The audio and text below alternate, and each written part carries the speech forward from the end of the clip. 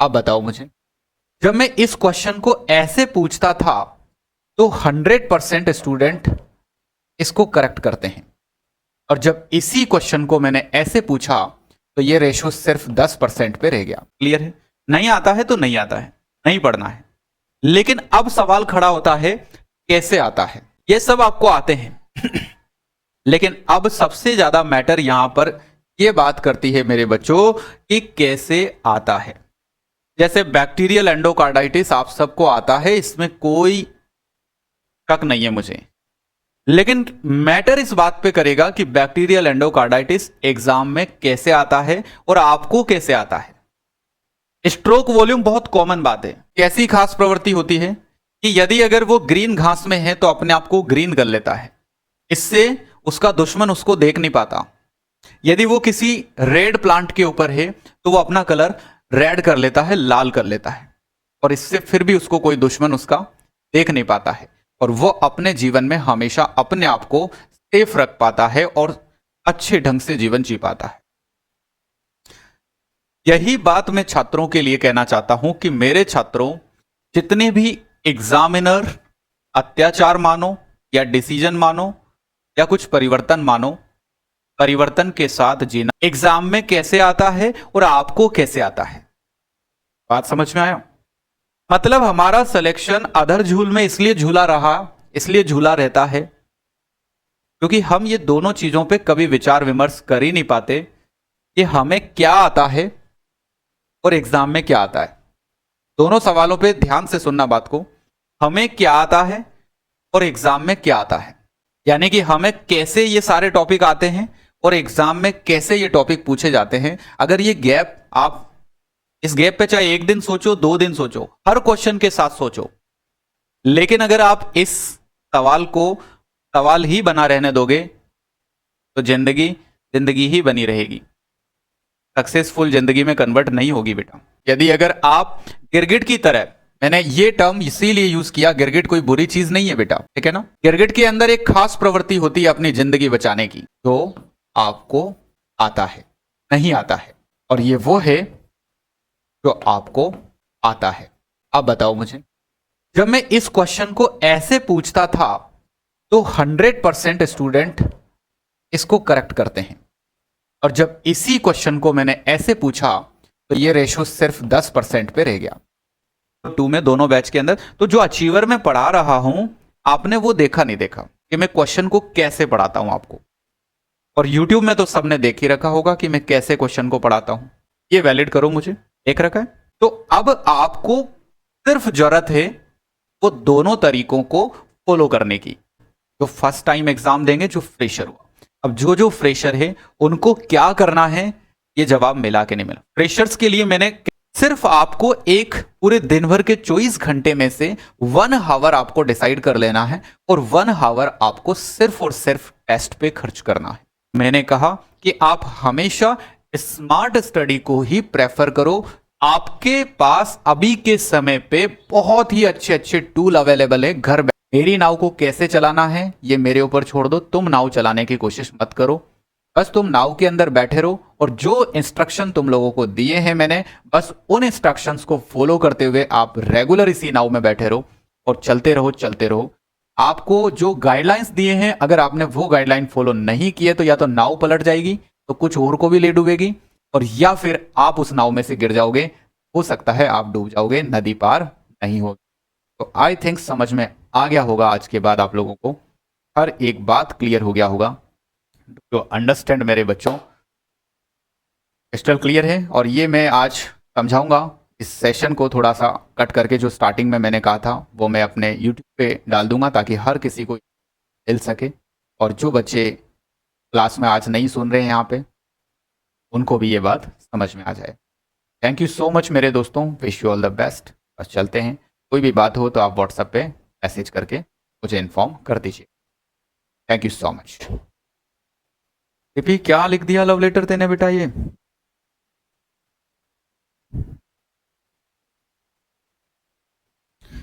Sir मैं एक बात कहना चाहूँगा, नॉर्सेट की प्री मेंस की न्यूज़ आते ही बच्चे बहुत परेशान हो गए थे, बट सर मुझे 1% भी स्ट्रेस टेंशन डर नहीं लगा।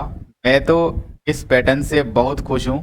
आई होप सब वुगलियन हिम्मत वाले हैं, बने, कॉन्फिडेंस रहे हमारा, कंटिन्यूटी रखें और साहू सर से गाइडेंस एंड आशीर्वाद बना रहे। साहू सर जैसा गुरु मैंने हमारी बहुत बड़ी किस्मत है। Thank you so much. And वुगली ये भी बिल्कुल अपने किसी बच्चे को कोई डाउट, कोई टेंशन कभी हुआ ही नहीं और ना कभी होगा।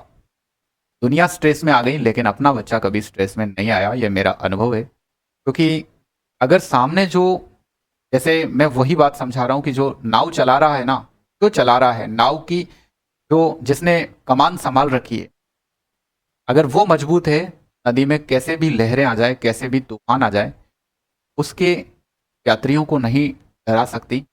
इनका माझी जो है वो मजबूत है। अगर माझी मजबूत है तो उसमें किसी को डरने की जरूरत नहीं है, और माझी अगर कमजोर है तो फिर नाव से कूद जाने में ही भलाई होती। तो मैं यही कहता हूं कि जिनके माझी कमजोर है उनको नाव में से कूद जाना चाहिए, और कूद के सही माझी के नाव में बैठ जाना चाहिए, सही माझी की उंगली पकड़ लेनी चाहिए और उस तरीके से चलना चाहिए। समझ गए बेटा? Thank you so much. नमस्कार मेरे दोस्तों, मैं अशोक कुमार साहू, आपका मेंटर, आपका करियर गाइड। स्वागत करता हूं आप सबका आपके अपने क्लास। आइडिया फ्रेंड्स, कैसे हैं आप लोग? क्या हाल चाल है? देखिए मेरे दोस्तों, मैंने थोड़ा सा आज फिर से एक प्रयास किया है ताकि आप लोगों के तैयारी के अंदर 100% आपका माइंड क्लियर हो सके।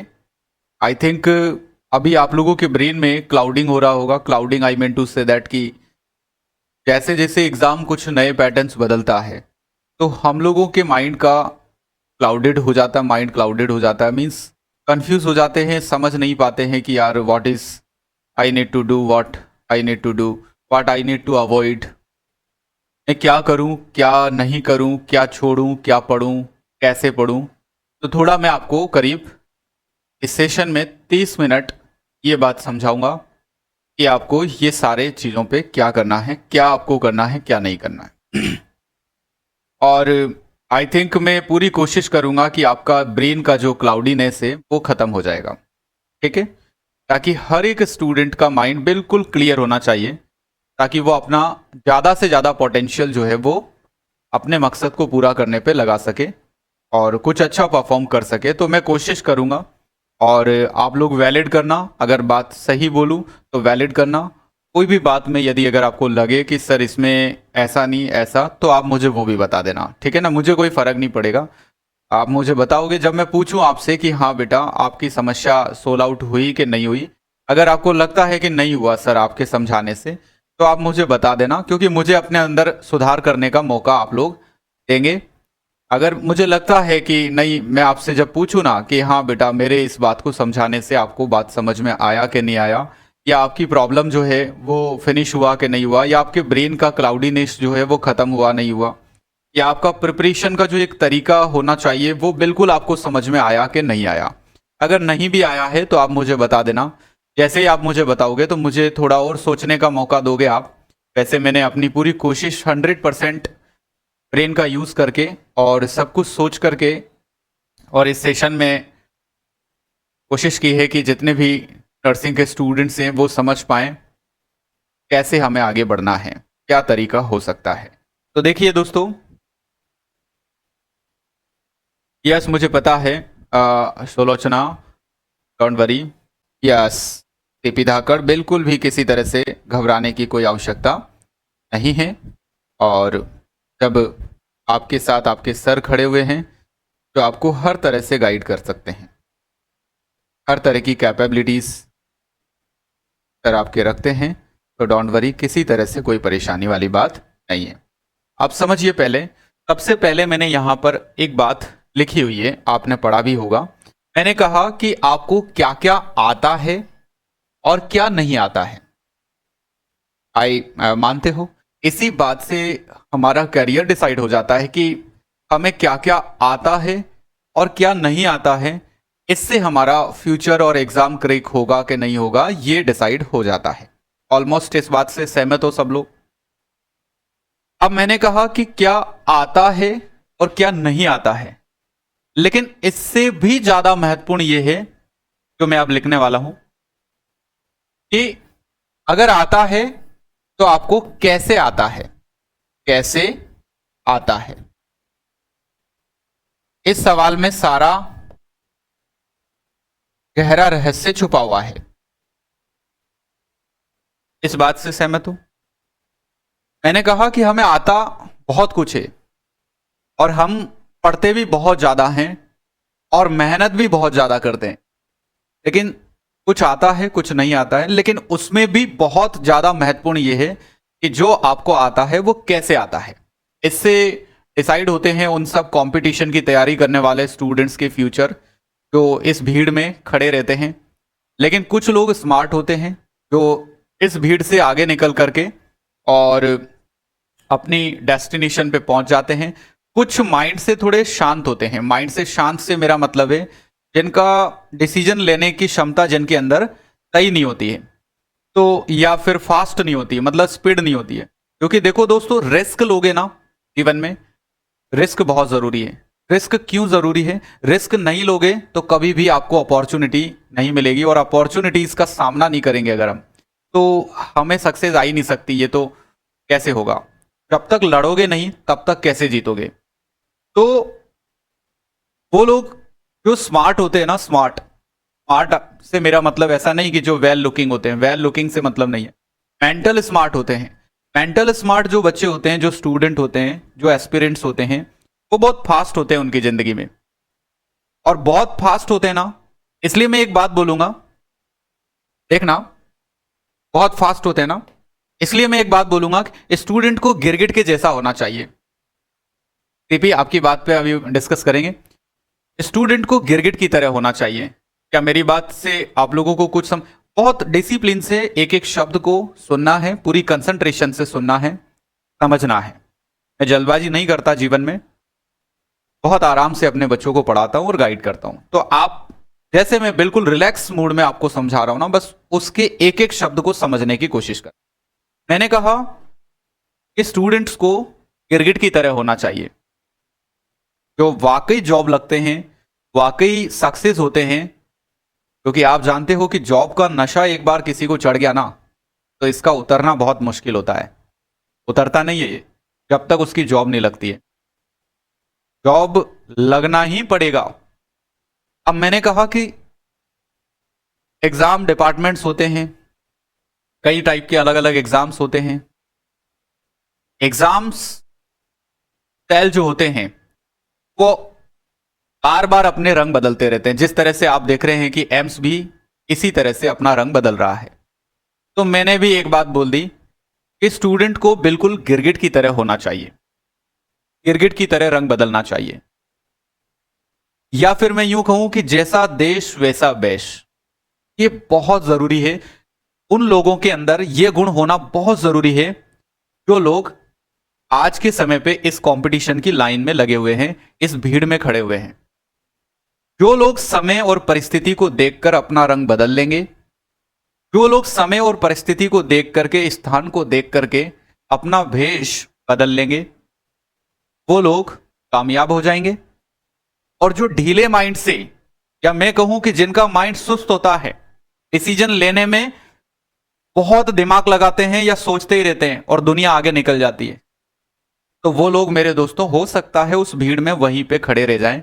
और उनके साथी जो है, जो फुर्तीले थे, वो ट्रेन में चढ़ गए, और ट्रेन में चढ़ गए तो वो पहुंच जाएंगे। बात को समझना। तो मैं आपसे ये कह रहा हूं कि विद्यार्थियों को क्यों गिरगिट की तरह रंग बदलना चाहिए, क्योंकि ये बहुत कंपलसरी है। जब भी जैसे भी एग्जामिनर आपसे बोले बार बार कुछ पैटर्न बदले, आप भी बार बार अपनी पढ़ाई का पैटर्न बदल दो। एक छात्र होगा जो इस बात की चिंता करके, टेंशन लेकर के और अपना काफी समय खर्च कर देगा, और एक छात्र होगा जो गिरगिट की जैसी प्रवृत्ति का होगा, और जैसे ही एग्जाम कुछ नया अपडेट देता है, वो भी अपनी पढ़ाई में तुरंत फास्ट एक्शन लेकर के और अपना नया अपडेट फॉलो करना शुरू कर देता है। उस छात्र के संभावना क्वालिफाई होने की बहुत बढ़ जाएगी जिसने इस रेलगाड़ी को पकड़ लिया। मतलब यूं समझो कि यह सफर एक रेलगाड़ी है। इस रेलगाड़ी को पकड़ने के लिए आपको जैसा देश वैसा ही भेष बदलना पड़ेगा। और जितना मेंटली हम इस बात को समझ पाएंगे उतना ही हम हमारा 100% पोटेंशियल इस पे लगा पाएंगे। यदि हम सिर्फ एग्जाम को कोसना शुरू कर देंगे, अपने आप को कोसना शुरू कर देंगे, उससे हम टेंशन लेना शुरू कर देंगे, तो कभी भी टेंशन से या चिंता करने से अच्छे परिणाम नहीं आते। परिणाम लाने के लिए आपको रैपिड और फास्ट एक्शन लेकर के और अपने तरीके बदल दो तुरंत। दूसरी बात मैंने क्या बोली यहां पर, सबसे आगे ही रहोगे आप हमेशा, सीख लो, क्योंकि जिंदगी का दूसरा नाम ही परिवर्तन होता है। जैसे एग्जामिनर अपने रंग बदले, आपको अपना तुरंत रंग बदलना है, तुरंत रैपिड डिसीजन लेना है। मैंने शुरुआत में कहा कि एक लोग वो होते हैं जो स्मार्ट होते हैं, वो इतना सोचते नहीं है, वो करते ज्यादा हैं। और जो थोड़े स्लो होते हैं ना बच्चे, हर तरह का बच्चा है, जैसे स्लो भी है, मीडियम भी है, एवरेज भी है, फास्ट भी है। जो थोड़े स्लो होते हैं ना, वो स्टेशन पे खड़े खड़े खड़े खड़े सोचते रहते हैं कि हाँ कोई आएगा, कोई अंकल आएगा, मुझे ट्रेन में बिठाएगा, कोई मुझसे बोलेगा कि ले चल यहीं खड़ा रहेगा क्या, बैठना गाड़ी में, तब मैं बैठूंगा। तो बेटा ऐसे लोग स्टेशन पे खड़े रह जाते हैं। और जो थोड़े छाकटे थे, छाकटे जानते हो ना, छाकटे किसे कहते हैं, चतुर, स्मार्ट, वो किसी से पूछते ताछते नहीं है, देखते हैं कि ट्रेन कितनी दूरी पे आ रही है और सही पोजीशन पे जाके खड़े हो जाते हैं। और जैसे ही ट्रेन आती है भाई साहब, वो डिब्बे में चढ़ के निकल लेते हैं, वो किसी से पूछते ताछते नहीं है। समझ गए ना? तो अब बात काफी क्लियर हो गया होगा। एक एक बात क्लियर करूंगा कि आपकी क्या मिस्टेक्स हैं, क्या हम लोगों का नेचर है, क्या हमारा नेचर भी हमारे सिलेक्शन में कहीं ना कहीं बाधा उत्पन्न करता है। बिल्कुल करता है। जितनी इंपॉर्टेंट पढ़ाई है भैया, उतनी ही इंपॉर्टेंट आपको थोड़ा समझना होगा। आगे बात करो। मैंने कहा अपन ने किसी की खीर नहीं खा रखी है। इस बात से मेरा क्या मतलब है? मतलब ना तो किसी किताब की, ना किसी गाइड की, ना किसी एग्जाम की, ना किसी इंस्टीट्यूट की, ना मेरी, किसी टीचर की कोई खीर आपने नहीं खा रखी है।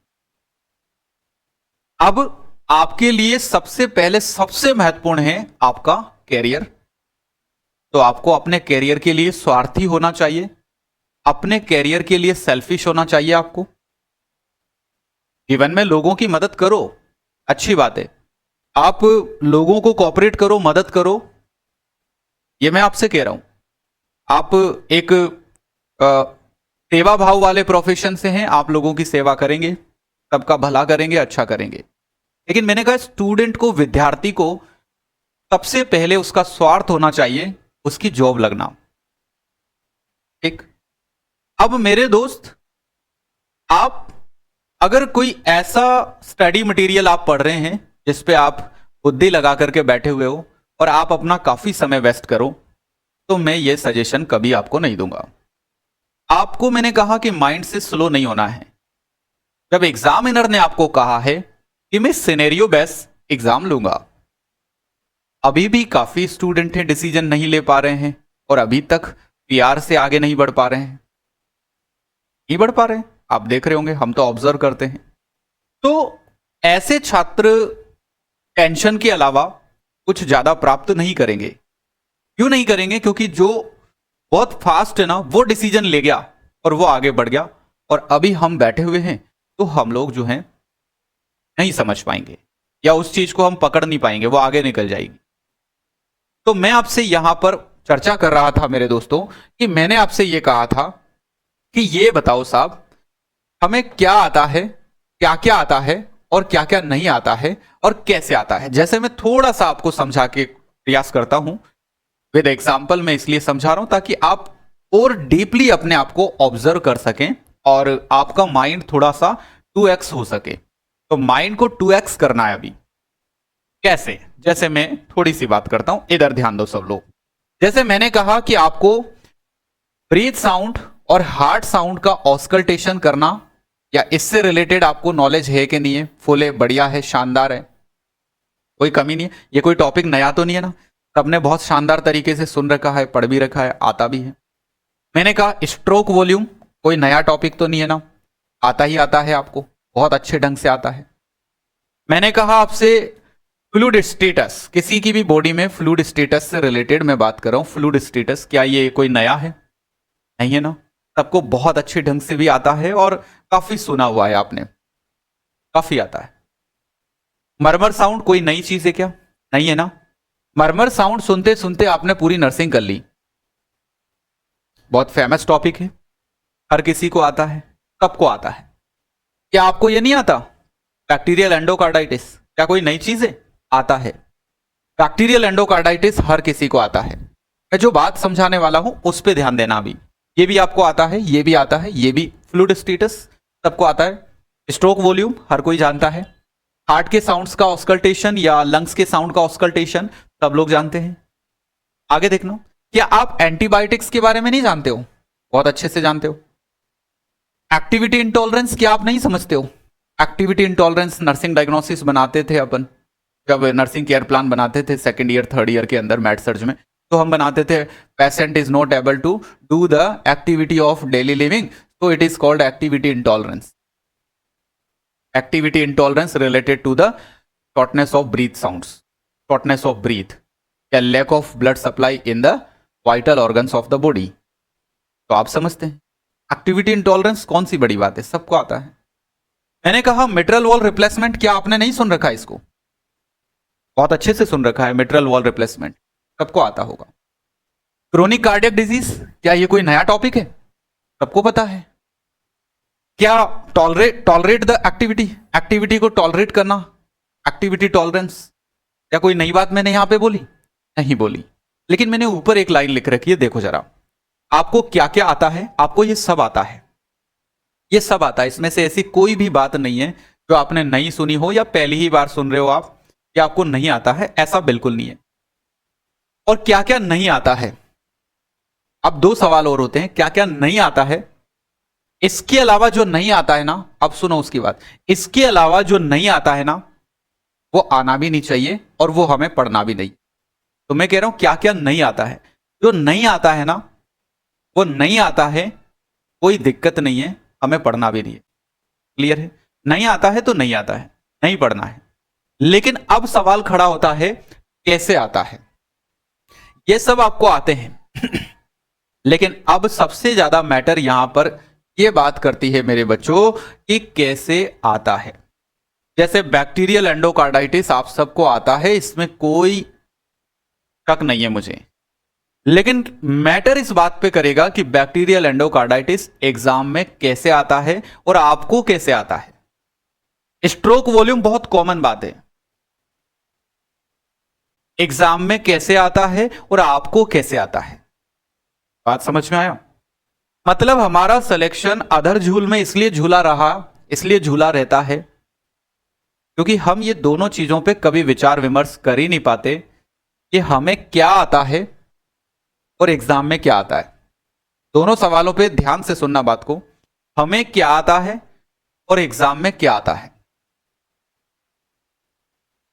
यानी कि हमें कैसे ये सारे टॉपिक आते हैं और एग्जाम में कैसे ये टॉपिक पूछे जाते हैं। अगर ये गैप, आप इस गैप पे चाहे एक दिन सोचो, 2 दिन सोचो, हर क्वेश्चन के साथ सोचो, लेकिन अगर आप इस सवाल को सवाल ही बना रहने दोगे तो जिंदगी जिंदगी ही बनी रहेगी, सक्सेसफुल जिंदगी में कन्वर्ट नहीं होगी बेटा। बात समझ रहे हो आप? एम आई राइट? यहां तक जो बात बोली मैंने, एक बार मुझे सब लोग चैट में कंप्लीट अपनी बात बताओ, यहां तक जो बोला है वो समझ में आया कि नहीं आया?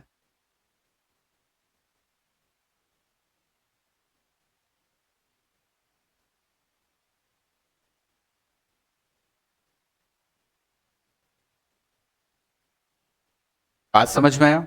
अब आगे सुनो। सर अब क्या करें या कैसे करें? तो थोड़ा और दिमाग लगाना आप। अभी मैक्सिमम आप लोग सब अचीवर वाले हो। अब सुनो, आप आगे की बात मैं बताता हूं। काम ऐसा हमें करना चाहिए कि समय भी हमारा बचे, यानी कि हमारे पास बहुत कम समय है कम समय में, समय बहुत ज्यादा नहीं है आपके पास भाई साहब, और रिजल्ट भी हम चाहते हैं वैसा ही हमें मिले। क्लियर? यानी कि सर स्मार्ट स्टडी किसे कहते हैं, मतलब रिजल्ट भी हमें वैसा मिल जाए। सर मैं क्या पढूं, कौन से कोर्स पढूं, कौन सी टेस्ट सीरीज पढूं, कौन से गाइड पढूं, कौन सी किताब पढूं, कौन से कोचिंग लूं, कौन से क्रैश कोर्स लूं, कुछ भी मत लो आप, बस ये सुनो अभी ध्यान से जो मैं समझाऊंगा।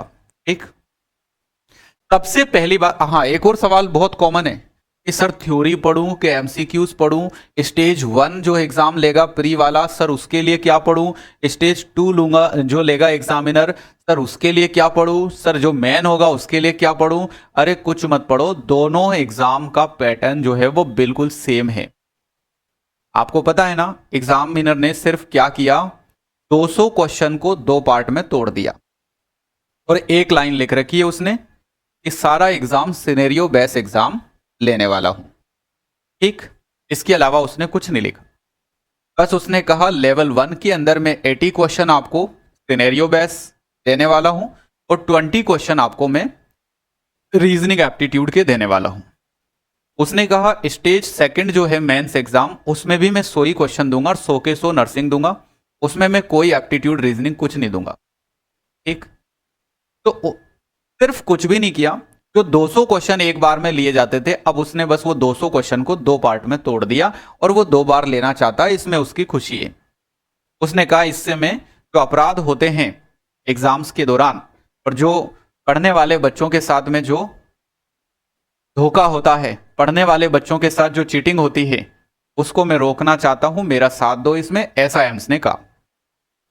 मेरी बात हुई और भी एक्सपर्ट लोगों से, उनने भी यही कहा कि सर कुछ भी नहीं है, पर जो 200 क्वेश्चन पहले एक बार लेता था अब ये 2 बार लेगा। और इसके पीछे जो मेन हम लोगों ने डिसीजन लिया है वो ये लिया है कि सर इससे क्या होगा, एग्जाम्स में जो चीटिंग की रफ्तार बढ़ती जा रही थी और जो फ्रॉड इस तरह के चीटिंग करके लोग उस बच्चों के साथ धोखा कर रहे थे जो पढ़ने वाले थे, मेहनत करने वाले थे, वो तो रह जाते हैं और वो फर्जी तरीके से 200 बच्चे हर एग्जाम में जॉब लग जाते हैं पैसों के दम पे।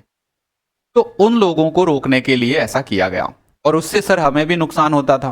मैंने कहा भाई तुम लोगों को कैसे नुकसान होता था, कि सर हमें ऐसे नुकसान होता था कि जो चीटिंग करके बच्चे नर्सिंग ऑफिसर बन के आते थे उनको सुई पकड़ना भी नहीं आता है, अच्छे से सिरिंज पकड़ना भी नहीं आता है और वो पहुंच जाते हैं रैंक के साथ में, सर उनको कोई काम ही नहीं आता है। तो मैंने कहा यार ये तो बात बिल्कुल फैक्ट कह रहे हो। तो दोस्त इस तरह से ये चेंजेस, ये परिवर्तन किए गए। तो अब हमारे पास सवाल हैं बहुत सारे, स्टेज 1 क्या होगा, स्टेज 2 क्या होगा, प्री क्या है, मेंस क्या है, एमसीक्यूज का पैटर्न क्या होगा। उसने एक ही बात लिख रखी है कि सर हम सिर्फ सिनेरियो बेस्ड एग्जाम लेंगे और जो पहले लिया हमने नॉर्सेट 4 सेम एग्जाम लेंगे। तो पहला डाउट आपका क्लियर हुआ कि नहीं हुआ, यहां पे मुझे वैलिड करो, क्योंकि एक एक डाउट को मैं कंफर्म करवा के इसलिए आपके दिमाग से निकाल रहा हूं ताकि फिर डाउट बिल्कुल शून्य हो जाए और आप सिर्फ पढ़ाई पे अपना दिमाग लगा सको।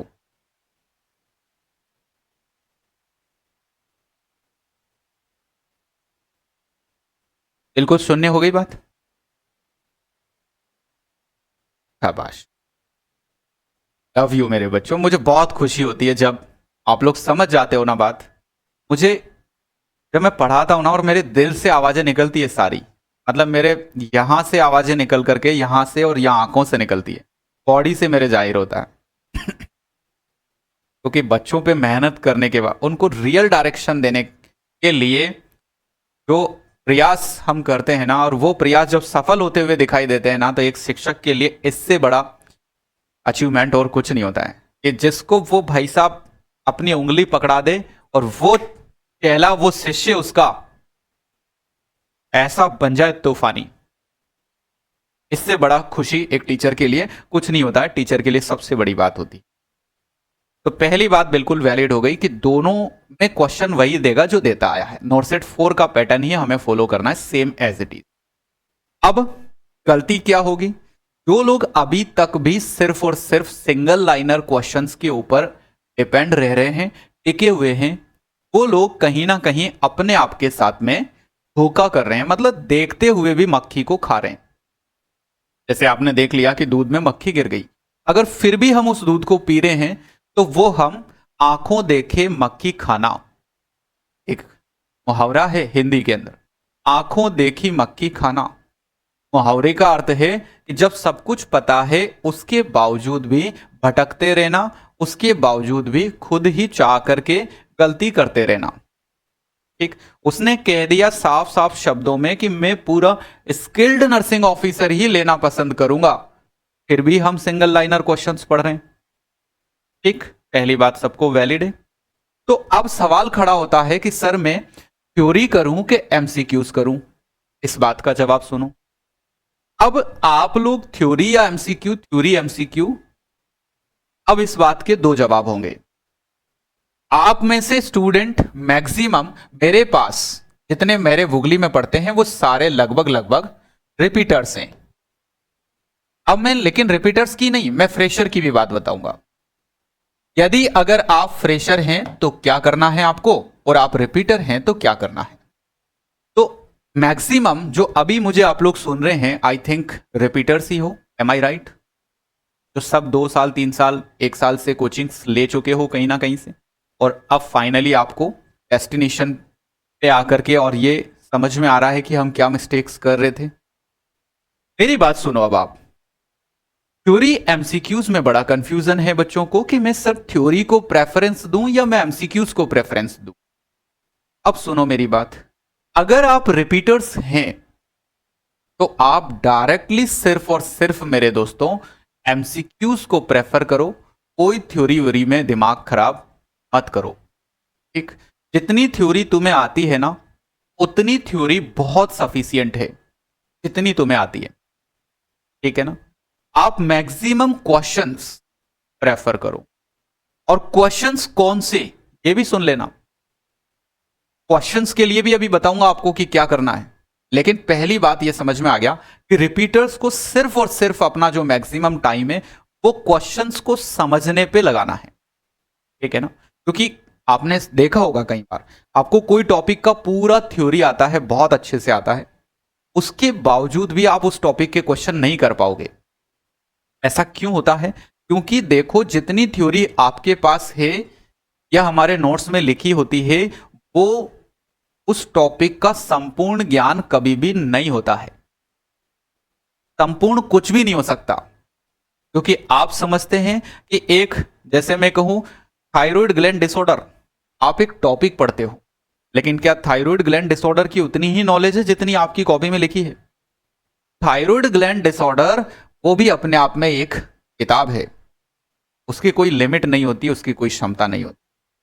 तो यूं समझो आपकी जो थ्योरी होती है वो एक सीढ़ी होती है, बेसिक सीढ़ी होती है। इस सीढ़ी पे चढ़ करके छत पे जाया जा सकता है, लेकिन यही छत नहीं है।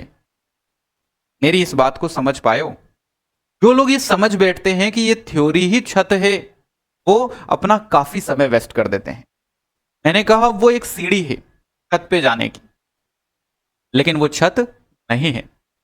समझ में आया बात? इस बात को वैलिड करो, इस बात को वैलिड करो कि ये बात समझ में आ गई बहुत अच्छे से। क्योंकि एक एक डाउट मैं क्लियर करूंगा, उसके बाद आज मैं पढ़ाना शुरू करूंगा। आपका ब्रेन में 0 डाउट होना चाहिए।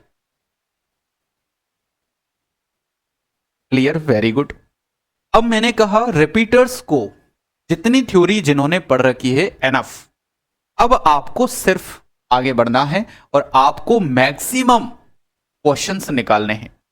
अब क्वेश्चन निकालते समय हम क्या करते हैं, हम इसको आंकते हैं कैसे? नंबर ऑफ क्वेश्चन से। हम पढ़ाई को जब रिपीटर, दूसरी मिस्टेक सुनना आपकी, जब रिपीटर क्वेश्चन करने बैठेगा तो वो अपनी पढ़ाई की क्वालिटी को कैसे आंकेगा? नंबर ऑफ क्वेश्चन से। उसको वो क्वालिटी समझ रहा है, वो क्वालिटी नहीं है, वो क्वांटिटी है। Do you understand? अब मेरा सवाल का जवाब यह है कि क्वांटिटी हो या ना हो, लेकिन पढ़ाई पढ़ने में क्वालिटी होना चाहिए। आप समझ गए? मतलब मिठाई के आपने कितने पीस खाए हैं इससे फर्क नहीं पड़ेगा, लेकिन हर पीस में क्वालिटी होनी चाहिए। तो जब आप क्वेश्चन करने बैठते हो तो आप शाम को ये हिसाब लगाते हो कि आज मैंने 100 क्वेश्चन तो एमएसएन के कर लिए, 100 मैंने ओबीजी के कर लिए, 50 मैंने साइकेट्रिक के कर लिए, और ऐसे करके यार आज तो मैंने 250 क्वेश्चन कर लिए। तो हम जब क्वेश्चन करने बैठते हैं, और खासकर रिपीटर जब क्वेश्चन करने बैठता है तो वो गिनता है उनके नंबर, और नंबर गिन करके ये अंदाजा लगाता है कि आज का दिन तो मेरा सफल हो गया। मैंने कहा कि क्वांटिटी हो कि ना हो, लेकिन क्वालिटी होनी चाहिए। बात को समझे आप? मतलब आप चाहे क्वेश्चन एक दिन में 100 ही करें, लेकिन वो 100 क्वेश्चंस क्वालिटी वाले तरीके से सोल्व होना चाहिए, जो वाकई मैं आपको सिखाता हूं अचीवर बैच के अंदर भी और यूट्यूब में भी। आपने देख ही रखा होगा मेरा क्वेश्चन करवाने का तरीका, आपने देख रखा नहीं देख रखा, यहां भी मुझे वैलिड करो। मैं जो अचीवर में पढ़ा रहा हूं, अचीवर में फर्स्ट में और 2 में दोनों बैच के अंदर, तो जो अचीवर में पढ़ा रहा हूं आपने वो देखा नहीं देखा कि मैं क्वेश्चन को कैसे पढ़ाता हूं आपको। और यूट्यूब में तो सबने देख ही रखा होगा कि मैं कैसे क्वेश्चन को पढ़ाता हूं। ये वैलिड करो, मुझे देख रखा है। तो अब आपको सिर्फ जरूरत है वो दोनों तरीकों को फॉलो करने की। समझ गए आप? मतलब मेरे दोस्तों, मेरी बात को जिसने समझ लिया और ग्रहण कर लिया ना, उसको उसकी जिंदगी के किसी भी एग्जाम में आप बिठा दें, वो उस एग्जाम की वाट लगा देगा, उस एग्जाम का एक एक क्वेश्चन पना मांगेगा उसके मारे। तो मैंने 2 शब्द यहां पर आपके सामने इंट्रोड्यूस किए, एक क्वांटिटी जो आप करते आ रहे हैं और जिसको आप पढ़ाई मानते हो, और एक मैंने कहा क्वालिटी, जो मैंने आपको अभी कहा है। ये दोनों मेथड से जो मैं क्वेश्चन आपको सिखा रहा हूं ना प्रेजेंट टाइम पे, बस इस तरीके से आपको क्वेश्चन सोल्व करना है। तो रिपीटर्स को अपने कंप्लीट जवाब मिल गए होंगे शायद। तो अब मैं फ्रेशर की बात बताऊं, रिपीटर्स को जवाब कंप्लीट है? बोलो जरा कि रिपीटर्स को क्या करना है और कैसे करना है, क्यों करना है, एग्जाम कैसा होगा, फर्स्ट लेवल कैसा होगा, सेकंड कैसा होगा, सारे जवाब मिले? यस। अब मैं बात करता हूं कि फ्रेशर हैं वो क्या करें। अब जो बिल्कुल फ्रेशर हैं, मतलब अभी जिनका रजिस्ट्रेशन नहीं आया है, तो वो तो देखो नॉर्सेट 5 जो है फिलअप नहीं कर सकते, जिनका रजिस्ट्रेशन फॉर्म नहीं आया है। अगर आ जाए आपका लास्ट डेट से पहले पहले तो आप भर देना, लेकिन जिनका रजिस्ट्रेशन ही नहीं आया है तो उन लोगों को तो अभी कोई सा भी नर्सिंग ऑफिसर का 6 मंथ का पूरा क्लासेस जो है वो ज्वाइन करके और सिस्टमेटिक तरीके से अपनी पढ़ाई को करना चाहिए। उन लोगों के लिए सलाह समझ में आ गई। जो फॉर्म नहीं भरेंगे अभी नॉर्सेट 5, जो नॉर्सेट 6 फिलअप करेंगे, उनको अपनी पढ़ाई जो है वो बेसिक से बिल्कुल स्टार्ट करनी चाहिए, और सेल्फ नहीं करना है। पहली बात मैं साफ मना कर देता हूं, सेल्फ नहीं करना है, का जवाब अभी मैं आपको बताऊंगा। दूसरी बात, जो लोग फर्स्ट टाइम लाइफ का पहला एग्जाम देंगे उनको क्या करना है? उन लोगों को 30 दिन के अंदर अंदर अपनी पूरी नर्सिंग के सिलेबस की थ्योरी जो है वो अच्छे ढंग से कंठस्थ कर लेनी है। ओ सर, अब आपने तो ये तो ऐसी खतरनाक वाली बात बता दी। 30 दिन में कोई पूरी थ्योरी कंठस्थ होती है क्या? नहीं होती, लेकिन होगी।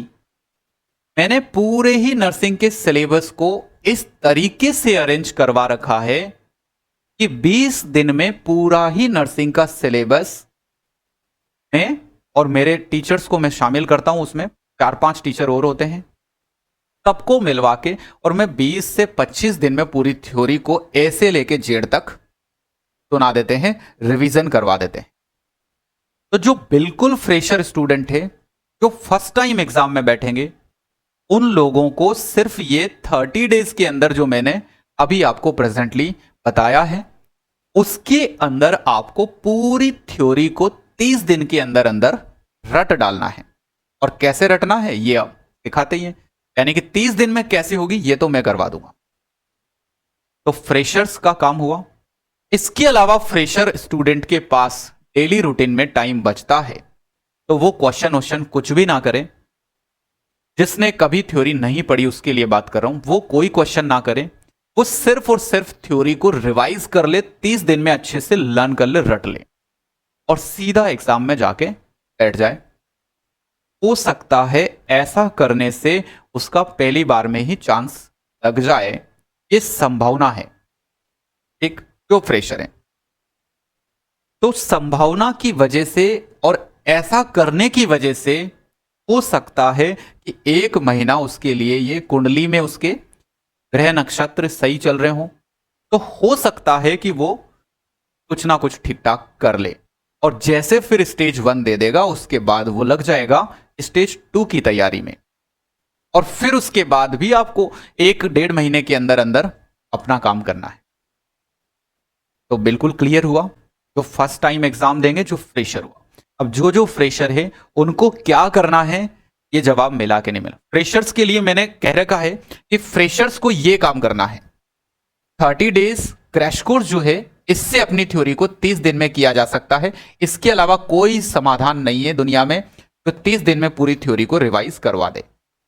इसके बाद जो रिपीटर्स हैं उनका ये बैच है अचीवर 1 और 2 दोनों, ये काम करना। क्लियर है। अब तीसरी बात सुनो। अब जो ऐसे ओल्ड वाले मॉडल हैं, ओल्ड मॉडल मतलब प्रेजेंट की परफॉर्मेंस के साथ हिसाब से जिनका स्टडी मटेरियल परफेक्ट नहीं है, वो लोग अब सुने। तीसरा केस निकल के आएगा ओल्ड मॉडल वाला, मतलब आज के गाइडलाइंस के हिसाब से हमारा जो परफॉर्मेंस कंटेंट है वो नहीं है। अब जो अचीवर बैच के स्टूडेंट है उसमें एक बहुत बड़ा सवाल है कि सर हमें ये क्रैश कोर्स लेना चाहिए कि नहीं लेना चाहिए। तो मेरे दोस्तों हमें नहीं लेना है, हमें समय बचाना है और कम पढ़ना है। ठीक, अब ये सिर्फ उन लोगों को इससे थ्योरी को रिवाइज करना है जो पूरे दिन फ्री हैं, जिनको लग रहा है कि उनकी थ्योरी जो है वो अपडेटेड नहीं है आज के हिसाब से, जिनको लग रहा है कि एक बार टीचर्स के मुंह से पूरी थ्योरी सुन लेंगे तो हमारी पूरी थ्योरी रिवाइज हो जाएगी।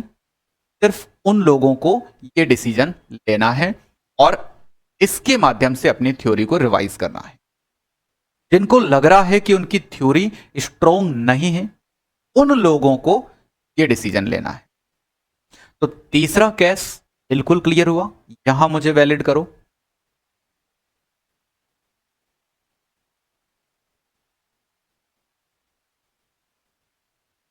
यहां पे वैलिड करो। बात बिल्कुल परफेक्ट क्लियर हुआ कि नहीं हुआ सब कुछ।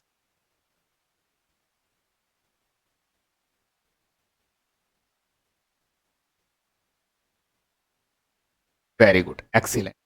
अब आपको कम से कम 10 से 20 मिनट 30 मिनट आपको देना है टेस्ट सीरीज को। इसके साथ चाहे आप दोनों तरह से प्रिपरेशन कर रहे हैं, आप फ्रेशर हैं, आप अचीवर हैं, आपको दिन भर में ज्यादा नहीं, एक तो वो बेवकूफ होते हैं जो दिन भर टेस्ट पे लगे रहते हैं, पढ़ते कुछ नहीं है, दिन भर वो टेस्ट देके और ऐसा अपना समय खराब करते हैं। आपको ऐसा नहीं करना है। सिर्फ आपको एक पूरे दिन भर के 24 घंटे में से 1 आवर आपको डिसाइड कर लेना है और 1 आवर आपको सिर्फ और सिर्फ टेस्ट पे खर्च करना है। और उसमें रोजाना एक भी दिन आपको नागा नहीं करना है, छोड़ना नहीं है। रोजाना आपको अपने टेस्ट की परफॉर्मेंस देखना है। और टेस्ट के लिए सबसे बेटर और बेटर रिकमेंडेशन मैं करता हूं मेरी तरफ से पर्सनली, अर्जुन की सीरीज के टेस्ट सीरीज। अर्जुन की सीरीज में जो टेस्ट के क्वेश्चन पेपर मैंने दे रखे हैं ना, पूरे ही यूनिट वाइज और पूरे टॉपिक वाइज, आपको same ditto unit wise subject wise, जैसे ओबीजी है तो ओबीजी की टेस्ट मिले, उसी तरह के पैटर्न से टेस्ट देना है। जो लोग अभी से मेजर टेस्ट देने लग जाएंगे, जैसे बहुत सारे बच्चे होते हैं जो मेजर ही मेजर देते हैं दिन भर, मेजर ही मेजर आपको नहीं देना है प्रेजेंट टाइम पे। और मेरी आदत है कि मैं सिर्फ संडे को मेजर करवाता हूं, एक मेजर। 6 दिन आप टॉपिक्स को मजबूत करो और सिर्फ वीक में 1 दिन आप मेजर दो, दैट इज एनफ। आपको सिर्फ क्या करना है बेटा, आपकी रोज का टारगेट आपको डिसाइड कर लेना है कि आज जो आपने पढ़ा आप उसी यूनिट के टेस्ट खोलो और उसी यूनिट के टेस्ट दो। मैं कह रहा हूं 7 दिन में तुम्हारा कॉन्फिडेंस और नॉलेज एक अच्छे लेवल पे होगा। क्लियर? टेस्ट का समझ में आया सबको, कैसे देना होता है टेस्ट? और लास्ट एग्जाम जब आ जाएगा जब हम मेजर देंगे, उस टाइम मेजर देंगे, फुल मेजर। तो टेस्ट पेपर कैसे करने हैं समझ में आ गया? यहां मुझे वैलिड करो।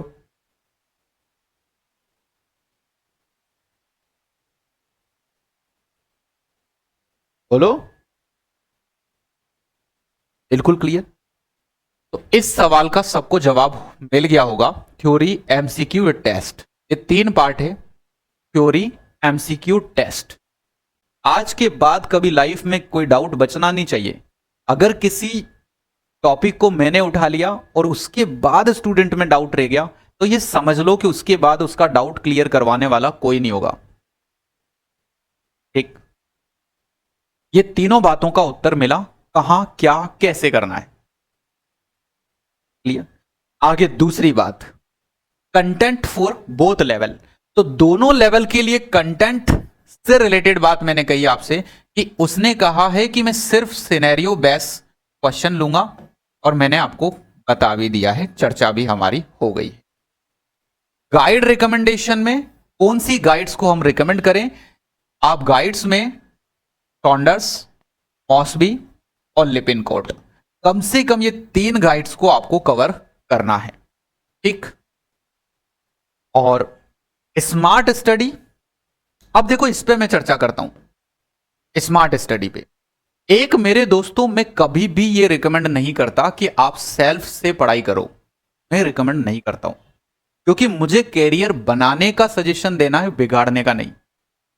जो लोग सेल्फ से स्टडी करने का डिसीजन लेते हैं, दिक्कत क्या हो जाती है कि जैसे एक क्वेश्चन को हम करते हैं तो उस क्वेश्चन में हम कम से कम 20 से 30 मिनट खर्च कर देते हैं, और एक उसी क्वेश्चन को या उसी टॉपिक को हम एक्सपर्ट लोगों से पढ़ते हैं, वो उसको 5 मिनट में सिखा देते हैं। तो एक क्वेश्चन में 25 मिनट की बचत, ये अपने आप में बहुत ही बड़ा मूल्यवान है, क्योंकि एक समय ही ऐसी चीज होती है मेरे दोस्त, जिसको हम किसी भी कीमत से नहीं खरीद सकते, मूल्य नहीं है इसका। तो हमें हमारी पढ़ाई करते वक्त समय का भी ध्यान रखना होता है। एक तो हम ऐसा कर दें कि हम सेल्फ से स्टडी कर रहे हैं और हम एक सब्जेक्ट पढ़े और नॉर्सेट आ गया। तो मेरे दोस्त, जबकि मैं कह रहा हूं कि आप एक्सपर्ट उससे डिसीजन से आप सीखें उस टॉपिक को, तो एक तो वो टॉपिक लॉन्ग टर्म तक याद रहेगा जब टीचर उसको समझा देते हैं। एक वही टॉपिक की ऐसी ऐसी बातें समझ में आती है जो हमें नहीं समझ आ रही थी, ऐसे पैटर्न उसमें दिखाई देते हैं, वो टीचर बताता है। जो यूजुअली आप कर रहे थे उस टाइम आपको वो दिखाई नहीं दे रहे थे, समझ नहीं आ रहे थे। तो पढ़ाई करने का जवाब मिला आपको। यदि हम सेल्फ उस चीज में हमारी दिमाग खराब कर रहे हैं तो we are wasting our time, हम हमारा टाइम वेस्ट कर रहे हैं। तो बैठ के सीखने के ऑनलाइन में बहुत आपके पास ऑप्शन अवेलेबल है, पूरी दुनिया में बहुत सारे। जो टीचर्स आपको अच्छे से समझा दे, आप उन टीचर्स से बात करो, मदद लो, और वो जो सिखा रहे हैं, जो भी उन्होंने प्रोसेस स्टार्ट किया नॉर्सेट 5 के लिए, आप बस उसका डिसीजन लेके और आप अपनी पढ़ाई करो। सेल्फ में सब 100% बच्चों से कह रहा हूं कि 100% बच्चों को हर एग्जाम में किसी ना किसी टीचर की मदद लेनी चाहिए। बिल्कुल भी अपने सेल्फ टाइप का डिसीजन नहीं लेना चाहिए। सेल्फ डिसीजन से we are wasting our time on. बात समझ में आया? इस बात का उत्तर मिला कि नहीं मिला कि स्टडी करना सेल्फ इज मच बेटर या फिर टीचर्स के सहारा लेके मच बेटर? इस बात का उत्तर मिला सबको? वैलिड करो यहां पे। क्लियर है? अब आगे बात करो। पर्सनल मेरा सजेशन क्या है? पर्सनल मेरा सजेशन यही है बेटा, जिस तरह से मैंने पॉइंट नंबर 1 में जो सारी बात एक्सप्लेन की, उसके हिसाब से, उस स्ट्रैटेजी के हिसाब से आप अपनी तैयारी को अंजाम दो। क्रिस्टल क्लियर हो गया है? कोर्स रिकमेंडेशन किसको क्या चाहिए, कहां उससे रिलेटेड उसके लायक कंटेंट उसको मिलेगा और 1-1.5 महीने में कैसे वो अपने आप को बूस्ट करेगा, ये मैंने कोर्स रिकमेंडेशन, जो रिपीटर्स हैं, फ्रेशर हैं और जो टेस्ट हैं, उस तीनों से रिलेटेड आपको मैंने बता दी कि मैं आपकी क्या हेल्प कर सकता हूं, किस तरीके से आपको मैं आगे बढ़ा सकता हूं, ये बात मैंने आपको बता दिया है। तो मेरे दोस्तों, मैं आपसे ये कहना चाह रहा था, अब मैंने शुरू में भी बोला आपसे कि सब, मैंने कहा ये सब टॉपिक्स पे हमने बात की, ये सारे टॉपिक्स हम लोगों को बहुत अच्छे से आते हैं, लेकिन मैंने यहां एक बात लिखी कि आते कैसे हैं, इस बात पे निर्भर करेगा कि हम कितना अच्छा करेंगे। तो आई थिंक मेरे दोस्तों, उम्मीद है मुझे, जो मैंने आज क्लियर किया है, माइंड बिल्कुल 200% क्लियर हो जाना चाहिए। कितना परसेंट तुम्हारा ब्रेन क्लियर हो गया आज से ही कि तैयारी आगे कैसे करनी है, इस बात का सबको समाधान मिल गया। कितना परसेंट क्लियर हो गया मुझे बताओ अब, फिर हम क्लास शुरू करेंगे। अब वेरी गुड, एक्सेलेंट। अब मैं आपको समझाता हूं बेटा, आज के मेरे जो टॉपिक हैं वो है मेरे दोस्त, ये अचीवर बैच की क्लास है, जो समझ में आ रहा है आपको। जो आज हमारे टॉपिक्स हैं वो हैं हार्ट के इन्फ्लामेटरी डिजीज, दूसरा क्रोनिक हार्ट डिजीज, तीसरा हमारा टॉपिक है मिट्रल वॉल रिप्लेसमेंट। इन सब टॉपिक्स पे आज मैं चर्चा करूंगा इस सेशन में। क्या क्या टॉपिक, जैसे हार्ट साउंड का ऑस्कल्टेशन, ब्रीथ साउंड का ऑस्कल्टेशन करते हैं, तो हमें यह आता है, लेकिन हमें क्या नहीं आता है जो एग्जाम में आता है।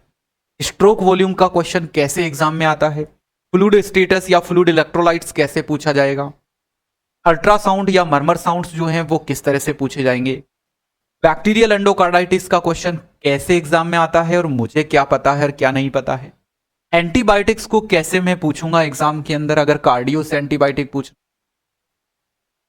एक्टिविटी इंटॉलरेंस इस तरह से क्वेश्चन पुटअप करेगा। तो ये सारे टॉपिक्स पे आज के सेशन में हम चर्चा कर रहे हैं। I think everyone ready now. सबसे पहले देखिए मेरे दोस्त, पहली बात मैं करता हूं, मेरा पहला क्वेश्चन यहां पर समझने की कोशिश करिए आप। मैंने कहा कि विच फाइंडिंग, जरा ध्यान देना, अब बैक्टीरियल एंडोकार्डाइटिस का क्वेश्चन कैसे हम लोगों को लर्न करना है, समझिए। Which finding indicate bacterial endocarditis. अब जैसे आपको याद नहीं है, आप सबको पता है, अगर मैं इसी क्वेश्चन को आपसे ये कह देता, जैसे क्वेश्चन 1 को ही मैं पूछ लेता, which is most reliable and constant, यदि मैं इस क्वेश्चन को पूछ लूं आपसे, इसका आंसर लिखना जरा, इसका आंसर लिखो। एक्सीलेंट। और मुझे नहीं लगता है कि इस क्वेश्चन का आंसर कोई भी गलत देगा, एक भी स्टूडेंट गलत नहीं करे। अब समझो इधर बात, ये वो है जो आपको आता है, ये वो है मेरे दोस्त जो आपको आता है, क्लियर। और ये वो है जो आपको नहीं आता है, और ये वो है जो आपको, अब बताओ मुझे, जब मैं इस क्वेश्चन को ऐसे पूछता था तो 100% स्टूडेंट इसको करेक्ट करते हैं, और जब इसी क्वेश्चन को मैंने ऐसे पूछा तो ये रेशो सिर्फ 10% पे रह गया। बात समझ में आया? अभी जैसे बैक्टीरियल एंडोकार्डाइटिस के सामने फीवर लिखा है, इसलिए आप सबको आंसर आ भी जाएगा कि फीवर, अभी आप देख के बता रहे हो, लेकिन आप यहां बिल्कुल इस बात को नहीं समझ पाओगे कि बैक्टीरियल एंडोकार्डाइटिस क्या है। मैंने यही बात पूछी ऐसे, हर किसी को आता है, सेम ही बात को मैंने यहां पर ऐसे पूछा, नहीं आएगा, गलत हो जाएगा। कोई तो लगाएगा इसका आंसर मर्मर, कोई लगाएगा इसका आंसर डिक्रीज कार्डियक आउटपुट, कोई लगाएगा इसका answer decrease heart pumping ability. बहुत कम लोग होंगे जो इस क्वेश्चन में लगा पाएंगे फीवर। क्लियर है बात इतनी? ये बात समझ में आई कि नहीं आई? अब क्यों आता है फीवर? अब एक बात समझिए, क्यों आता है फीवर, क्या कारण है फीवर आता है? मेरे दोस्तों, जब कभी भी कोई इन्फेक्शन होता है ना, तो इन्फेक्शन होने के बाद उस इन्फेक्शन साइट पर पैथोजेंस को किल करने के लिए WBCs आकर के और कलेक्ट हो जाते हैं। आपको पता होगा WBCs के अंदर से एक ऐसा केमिकल निकलता है, जैसे ही WBC बढ़ेंगे WBCs के अंदर से एक ऐसा केमिकल निकलता है जो केमिकल ब्रेन के अंदर जाकर के थर्मो रेगुलेटरी सेंटर्स को, टेम्परेचर सेंटर्स को स्टिमुलेट करता है। और इसीलिए हमेशा मेरे दोस्तों याद रखना इसीलिए आप हमेशा याद रखना कि जब कभी भी इन्फेक्शन होता है तो इन्फेक्शन होने के बाद फीवर आ जाता है, टेम्परेचर बढ़ जाता है। कारण WBC से निकलने वाला वो केमिकल जो ब्रेन के टेम्परेचर सेंटर्स को स्टिमुलेट करता है। क्लियर? तो listen carefully. Because chemicals present in the WBC trigger the heat producing response in hypothalamus. Crystal clear है? Next, most appropriate action during auscultation of breath or heart sound. Breath और heart sound को auscultation करते वक्त most appropriate action हमारा क्या होना चाहिए? ये बड़ी काम की बात है कि ऑस्कल्टेशन साउंड्स जो होती हैं वो बहुत ही माइल्ड से साउंड होते हैं, जो बहुत ही कम सुनाई देते हैं। जब कभी भी आप क्लाइंट के रूम के अंदर जाएंगे और ब्रीथ साउंड्स को ऑस्कल्टेशन करेंगे तो आपको रूम के अंदर नॉइज प्रोड्यूसिंग इक्विपमेंट्स को हमेशा टर्न ऑफ कर देना है, जैसे कि टेलीविजन। ये बहुत इंपॉर्टेंट है। क्रिस्टल क्लियर है? तो मेरे दोस्तों ऐसे केस में हम क्या करें? रिड्यूस करना है और eliminate the noise sources in the room, like that turn off the television.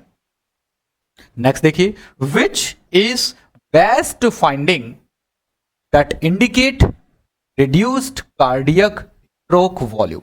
अब देखिए जरा, आपको मैंने कहा स्ट्रोक वॉल्यूम आपको सबको पता है। आज अपनी कार्डियो जो है वो कंप्लीट हो जाएगा। ठीक, स्ट्रोक वॉल्यूम सबको पता है लेकिन हमने क्वेश्चन क्या किया स्ट्रोक वॉल्यूम से? ये नहीं पूछा स्ट्रोक वॉल्यूम का फॉर्मूला बता दीजिएगा, ये नहीं पूछा स्ट्रोक वॉल्यूम किसे कहते हैं। हमने उल्टा क्वेश्चन पूछा स्ट्रोक वॉल्यूम ही। आप ये भी नहीं कह सकते कि कुछ ऐसे टॉपिक आ गए जो हमने तो कभी पढ़े ही नहीं। टॉपिक सारे वही होंगे जो आपको पढ़ाए जा रहे हैं, जो आपने पढ़ रखे हैं। स्ट्रोक वॉल्यूम ऐसी कौन सी फाइंडिंग होती है बॉडी के अंदर जो किसी भी व्यक्ति में घटे हुए स्ट्रोक वॉल्यूम की तरफ इशारा करती है? इसका स्ट्रोक वॉल्यूम घटा हुआ है, ऐसी कौन सी फाइंडिंग्स होंगी? तो याद रखिए मेरे दोस्त, मैंने कहा ये फेंट होने लगेगा। थोड़ा बहुत एक्टिविटी अगर ये करता है तो बेहोशी फेंट होने लगेगा। Do you understand? Indicate that blood ejected from the left ventricle is इनएडिक्वेट। मतलब लेफ्ट वेंट्रिकल से जो ब्लड इजेक्ट हो रहा है वो इनएडिक्वेट है। और to keep the brain oxygenation, और ब्रेन को प्रॉपर ऑक्सीजनेटेड नहीं कर पा रहा है। और होगा हाइपोटेंशन, होगा टैकीकार्डिया, होगा मेरे दोस्त वीक पल्स। यदि हम आपसे क्लिनिकल फीचर पूछे कि बताइए कौन सी findings reduced cardiac stroke volume को इंडिकेट करेगी, तो तीन बातें याद रखनी है। बीपी कम हो जाएगा, पल्स वीक हो जाएगा, और इस वजह से रिफ्लेक्स टैकीकार्डिया होगा। लेकिन इन सब में हमने कहा कि कौन सी फाइंडिंग? क्या बीपी? नहीं। क्या टैकीकार्डिया? नहीं। बताइए जरा कौन सी फाइंडिंग ऐसी होगी जो रिड्यूस्ड स्ट्रोक वॉल्यूम को प्रदर्शित करती है, इंडिकेट करती है? तो आपको कहना है sir this is fainting of the patient. Patient का बार बार फेंट होना, बार बार सिनकॉप होना, बेहोश होना, this is indicating the reduced stroke volume of the heart. यानी ये क्या होता है स्ट्रोक वॉल्यूम? ये हार्ट की ब्लड को पंप करने की एबिलिटी होती है, जिससे कि ब्रेन ऑक्सीजनेटेड रहता है, एडिक्वेटली सैचुरेटेड रहता है, और हम प्रॉपर जागृत अवस्था में रहते हैं। क्रिस्टल क्लियर है यहां तक? जरा बताइए।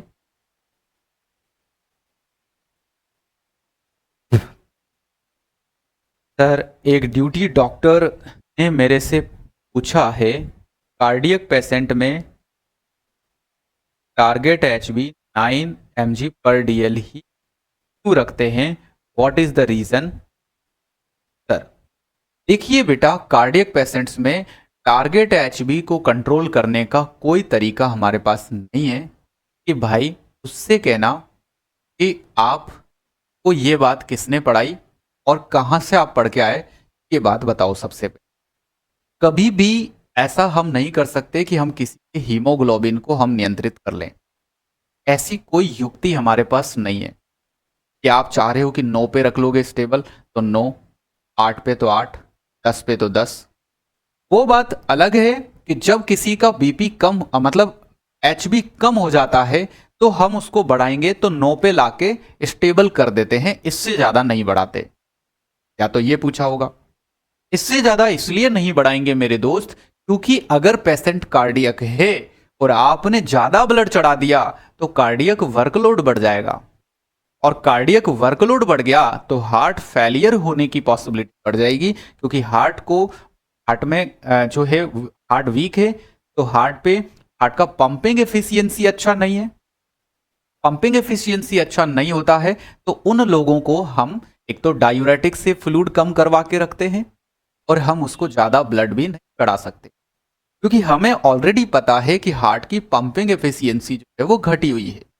तो हम उन लोगों को क्या करते हैं, 9 से ज्यादा उनका ब्लड नहीं बढ़ाएंगे, इससे ज्यादा इसको स्टेबल कर देंगे, वरना heart will not able to pump the excessive amount of the blood and the client में got the heart failure because due to the increased amount of preload.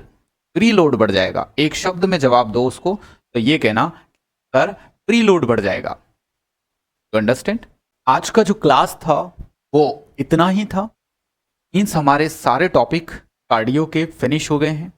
आज की क्लास में मेरे दोस्तों आप मुझे बताइए कि बिल्कुल परफेक्टली आप लोग पढ़ाई कर रहे हो कि नहीं कर रहे हो। जितने भी अभी तक क्लासेस हो गए हैं और जो लेट कमर्स हैं, जो अचीवर अभी 1-2 दिन में ही जिन्होंने ज्वाइन किया वापस ओपन होने के बाद में वापस स्टार्ट किया गया, तो मेरे दोस्तों आपको याद ये रखना है मेरे फ्रेंड्स कि जो भी क्लासेस हैं जिस तरह से मैंने आपको सिखाए हैं उससे बेस्ट तरीके से आपको सीखना है। क्लियर है? और मुझे पूर्ण उम्मीद है कि जिस तरीके से मैंने सिखाए हैं, अगर देखो एक बात होती है कि छात्र तब तक बेहोशी से बाहर नहीं निकलते हैं। बहुत सारे छात्र, एक बात बताता हूं मैं, अपना बीएससी नर्सिंग एंट्रेंस वाली एक बात सुना, बीएससी नर्सिंग एंट्रेंस वाला अपन ने बैच पढ़ाया था, कुछ दिन पहले स्टार्ट किया था। उस बीएससी नर्सिंग एंट्रेंस के अंदर बायो मैंने खुद ही पढ़ाया, क्योंकि मेरे को नीट पढ़ाना काफी टाइम से अच्छा लगता है, नीट पढ़ाता हूं, इसके बायो मैंने ही पूरा पढ़ाया, यानी बॉटनी और जूलॉजी। फिजिक्स केमिस्ट्री के लिए मैंने 2 ट्यूटर हायर किए थे अलग से, 3 टीचर मिलकर के और उसको पढ़ा रहे थे। 3 महीने का कोर्स था, लेकिन हुआ यूं कि राजस्थान हेल्थ यूनिवर्सिटी ने 1.5 महीने में ही उसके एग्जाम को करवाने का निर्णय ले लिया और अगले 1.5 महीने में उस एग्जाम को आ गया वो। अब बच्चे जो लेट आए, जैसे कोई 10 दिन लेट आ रहा है, कोई 20 दिन लेट आ रहा है, तो उसको एग्जैक्टली पढ़ने के लिए कितने दिन मिले? सिर्फ 10 से 15 दिन। तो अब बच्चों को सारा कोर्स जो 3 महीने में करवाना था वो 1 ही महीने में करवाना पड़ा, और मेरी टीम को मैंने स्पीड अप कर दिया तो उन्होंने करवा भी दिया ठीक ठाक तरीके। हम रिवीजन ठीक से नहीं करवा पाए बाद में वापस। देखो रिवीजन हमारा पार्ट होता भी नहीं है, लेकिन ये मेरी ईमानदारी होती है कि मैं मेरे हिसाब से डिसीजन ले लेता हूँ, बच्चों से मैं पूछता भी नहीं हूँ। तो मैंने डिसीजन ले लिया कि 3-4 दिन बच रहे हैं लास्ट में, तो रिवीजन करवा दो। तो रिवीजन जितना भी टीचर करवा पाए वो करवाया। लेकिन मैं हमेशा पहले ही दिन से, जिस दिन से बच्चों की क्लास शुरू हुई थी, तो बच्चों को मैं कह रहा था कि देखो आप लोग एक भी ऐसा काम मत करना जो मैंने ना बोला हो और तुम कर रहे हो, और ऐसा एक भी काम मत छोड़ना जो मैंने बोल दिया हो और तुम नहीं कर रहे हो। लेकिन कुछ लोग तो इसको सीरियस ले लेते हैं, कुछ जो एक्स्ट्रा ऑर्डिनरी होते हैं या कुछ ऐसे होते हैं तो वो सीरियस नहीं लेते हैं, सोचते हैं इनका काम है बोलना, अपन को तो वही करना है जो अपन को करना है। तो अब मैं तो घर पे देखने जाता नहीं हूँ एक एक, जैसे आप लोगों के भी घर पे एक एक के देखने तो आ नहीं रहा हूँ। आप क्या कर रहे हो क्या नहीं कर रहे हो। तो हुआ क्या बेटा, एग्जाम हो गया, एग्जाम देने चले गए बच्चे, जिसकी जितनी तैयारी थी, मतलब भगते भूत की लंगोटी पकड़ के कुछ भी ऐसा होता है, तो वो जिसकी जितनी तैयारी थी एग्जाम देने पहुंच गए। कोई सीरियस नहीं था, किसी की नींद पे बाद में खुल गया हुआ। अब उसमें टेस्ट जो मैंने लिए थे लास्ट में, तो उसमें से क्वेश्चन एग्जाम में नहीं आए, टेस्ट में से नहीं आए, सारे क्वेश्चन जो है नोट्स में से आए। ठीक है, जो मैंने पढ़ा है पूरे 1 डेढ़ महीने के अंदर अंदर। और बायो के 34 क्वेश्चन आए थे, उसमें से 30 क्वेश्चन सेम बच्चों के आए। फिजिक्स केमिस्ट्री में से थोड़े कम आए होंगे, 25-25 आए होंगे दोनों में। ठीक है, तो नेगेटिव मार्किंग था नहीं, तो उसमें ऐसे था। अब देखो मेरे बच्चों, जो बच्चों ने बढ़िया परफॉर्म किया उनके तो 100 में से 75% बनी, 65 बनी, 68 बनी, 62 बनी, 5 बनी, 73 बनी, ऐसे करके परसेंट बनी, जो बढ़िया जिन्होंने बात को पूरा माना। ठीक, जो कुछ बच्चे ऐसे थे जो या तो किसी कारणवश लेट ज्वाइन किया, या फिर किसी कारणवश वो अपने नोट्स को ढंग से नहीं पढ़ पाए, उन बच्चों ने वापस आके पता क्या बोला कि सर टेस्ट जो लिए थे वो तो बेकार गए, उसमें से तो क्वेश्चन ही नहीं आया हमारे। मैं कहा बेटा टेस्ट तो एक प्रैक्टिस के लिए होता है सिर्फ और सिर्फ, आपके पास जो स्टडी मटेरियल था उसमें से आए कि नहीं आए, कि सर उसमें से तो आए, आपके पूरे ही 34 क्वेश्चन थे, उसमें से 30 सेम आए। मैं कहा इससे ज़्यादा बेस्ट और तुझे क्या चाहिए बेटा। सर लेकिन मेरे तो परसेंटेज तो 40 ही बनी। मैं कहा बेटा 40 ही बनी तो अब मुझे भी इस बात का तो दुख है कि तेरे 40 ही क्यों बनी, लेकिन तू ये समझा मुझे बात कि ये जिसके 70-75 बनी है उसके क्यों बनी, तेरे 40 ही क्यों। अब उस बात के लिए टीचर से आके और टीचर को दोष देना, वो मुझे सही नहीं लगता। ठीक है बेटा, समझ में आ गया होगा। ये कहानी मैंने इसलिए सुनाई क्योंकि आज से 30 दिन के बाद मेरे किसी भी स्टूडेंट के साथ जो मेरे साथ पढ़ाई करते हैं, उसके साथ किसी के साथ भी ऐसा नहीं होना चाहिए, ऐसा इंसिडेंस नहीं। क्योंकि आप मुझे भी दोष दे दोगे या सबको दोष दे दोगे, उससे कुछ भी नहीं बिगड़ेगा किसी का भी मेरे बच्चों, नुकसान तुम्हारा हो जाएगा। तो मैं बहुत सावधानी से चलने वाला व्यक्ति हूँ, एक एक कदम पे अपने जितने छात्रों को मैं साथ लेके चलता हूँ, मेरी नाव में बिठा करके मैं सबको लेके चल रहा हूँ। मेरी नाव डूबेगी नहीं, ये कन्फर्म है। मेरी नाव पार होगी, ये कन्फर्म है। मेरी नाव को कैसे चलाना है ये मेरे ऊपर छोड़ दो, तुम नाव चलाने की कोशिश मत करो। बस तुम नाव के अंदर बैठे रहो और जो इंस्ट्रक्शन तुम लोगों को दिए हैं मैंने, बस उन इंस्ट्रक्शंस को फॉलो करते हुए आप रेगुलर इसी नाव में बैठे रहो और चलते रहो चलते रहो। आपको जो गाइडलाइंस दिए हैं, अगर आपने वो गाइडलाइन फॉलो नहीं किए तो या तो नाव पलट जाएगी, तो कुछ और को भी ले डूबेगी, और या फिर आप उस नाव में से गिर जाओगे, हो सकता है आप डूब जाओगे, नदी पार नहीं होगी। तो आई थिंक समझ में आ गया होगा आज के बाद आप लोगों को हर एक बात क्लियर। भी बिल्कुल अपने किसी बच्चे को कोई डाउट, कोई टेंशन कभी हुआ ही नहीं और ना कभी होगा। दुनिया स्ट्रेस में आ गई लेकिन अपना बच्चा कभी स्ट्रेस में नहीं आया, ये मेरा अनुभव है। क्योंकि अगर सामने जो, जैसे मैं वही बात समझा रहा हूँ कि जो नाव चला रहा है ना, जो चला रहा है नाव की, जो जिसने कमान संभाल रखी है, अगर वो मजबूत है, नदी में कैसे भी लहरें आ जाए, कैसे भी तूफान आ जाए, उसके यात्रियों को नहीं डरा सकती। इनका माझी जो है वो मजबूत है। अगर माझी मजबूत है तो उसमें किसी को डरने की ज़रूरत नहीं है, और माझी अगर कमज़ोर है तो फिर नाव से कूद जाने में ही भलाई होती।